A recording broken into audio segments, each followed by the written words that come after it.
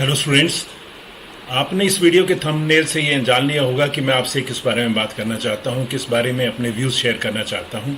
वो ये है कि हमें जिस दिन हमारा स्किल एग्ज़ाम हो स्टेनोग्राफी का, उस दिन हमें जो ट्रांसक्रिप्शन को अवॉइड करना चाहिए और हो सके तो 1-2 दिन पहले अवॉइड करना चाहिए। वो उसका रीज़न है जो मैं आपसे शेयर करना चाहूँगा। सबसे पहले तो मैं ये बता दूं कि मैं ट्रांसक्रिप्शन के बहुत फेवर में हूं। मैंने अपनी सभी वीडियोस में ये कहा है कि एक ट्रांसक्रिप्शन डेली आपको करनी चाहिए अनसीन मैटर की, आप किसी भी स्पीड पर लिख रहे हों। और ट्रांसक्रिप्शन आपकी प्रोग्रेस का इंडेक्स है।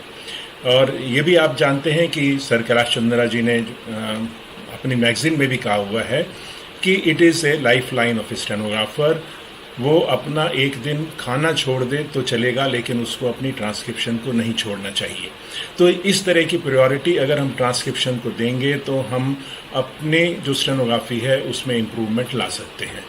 आप ये जानते होंगे, हमने एकेडमिक एग्ज़ाम देना हो या कम्पिटिटिव एग्ज़ाम देना हो, रिटर्न एग्ज़ाम किसी तरह का भी देना हो, तो ऐसा कहा जाता है कि हमें जो पहले हमने कर रखा है उसका रिवीजन करना चाहिए एग्ज़ाम के नज़दीक, ना कि नया सब्जेक्ट लेके उसको याद करना चाहिए।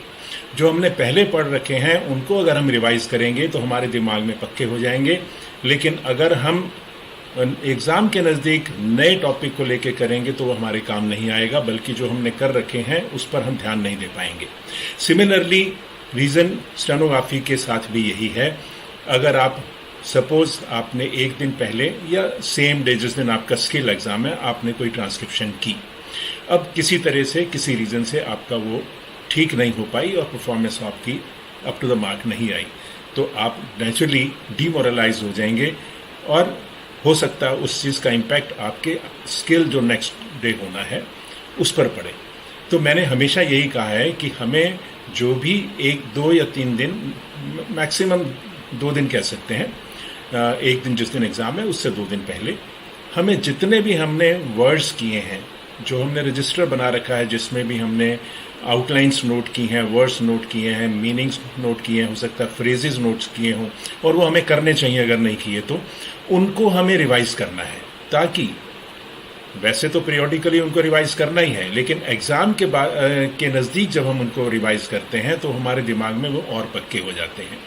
तो बजाय इसके कि हम नई ट्रांसक्रिप्शन करें जिसके बारे में हमें मालूम नहीं कैसे होगी, हमने बहुत ट्रांसक्रिप्शन कर ली पास्ट में, आगे भी करेंगे, बट उस दौरान उस स्किल एग्ज़ाम के आसपास हमें रिस्क नहीं लेना चाहिए कोई नई ट्रांसक्रिप्शन करने का।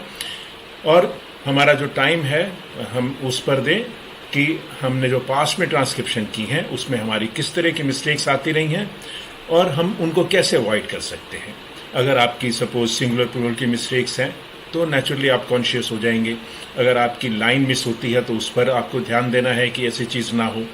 अगर आपकी टाइपिंग में कुछ कमी रह गई है तो उन दिनों में टाइपिंग पर ज़्यादा फोकस कीजिए ताकि आपकी एक्यूरेसी बनी रहे।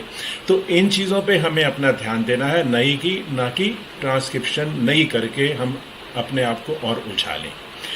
कई स्टूडेंट्स फोकस करते हैं नंबर ऑफ ट्रांसक्रिप्शन पर। मैं उनको भी यही कहूँगा कि नंबर ऑफ ट्रांसक्रिप्शन से नहीं होता, क्वालिटी क्या है आपकी ट्रांसक्रिप्शन की वो मैटर करती है। आपकी डेली जो ट्रांसक्रिप्शन कर रहे हैं उसमें आपकी कितनी मिस्टेक्स आ रही हैं, that gives you a lot of confidence. आप उस पर ध्यान दीजिए। ये नंबर कोई नहीं पूछेगा कि आपने 100 करी हैं या 200 करी हैं। सिमिलरली आपने सर चंद्रा मैगजीन के 20 वॉल्यूम किए हैं या 2 वॉल्यूम किए हैं, that is immaterial. What is your accuracy in whatever you are doing is more important.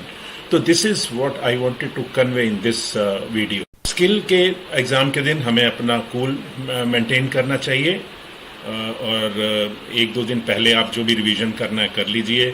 Same day पर कोई ऐसी ज़रूरत नहीं है, क्योंकि जो आपने पास्ट में कर लिया वही आपके काम में आएगा। तो उस दिन अपने माइंड को कूल रखिए और पॉजिटिव सोच के जाइए और अपना बेस्ट वहाँ पर दे के आइए। यही मैं आपसे कन्वे करना चाहता था इस वीडियो में। That's all. Thank you very much.